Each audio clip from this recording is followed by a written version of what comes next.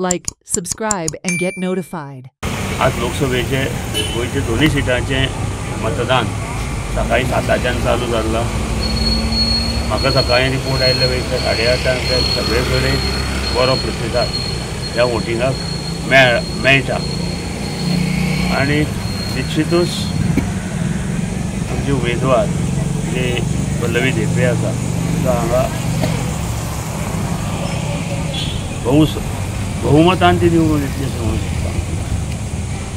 कारण हांगा 17,000 मतां ही तिका दिवपाचें आमी एक उद्दिश्ट दवरलां।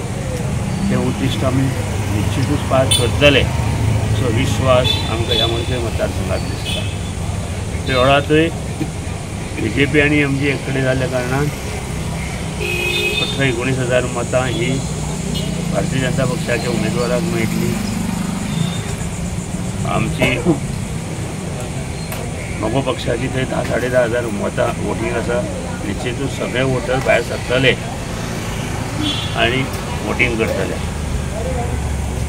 आनी फोंडा तालुका म्हणल्यार शिरोडाकूय बी आमची 6-7,000 जे मगो पक्षाची मतां आसा ही मतां सगळे जाण मार्ग दितले आनी अशी मोठी आघाडी ह्या फोंडा तालुक्यात ह्या BJPच्या उमेदवाराक मेळटली आनी ते ह्या फोंडा तालुक्याचेर ती भरघोस मतांनी निवडून येतली।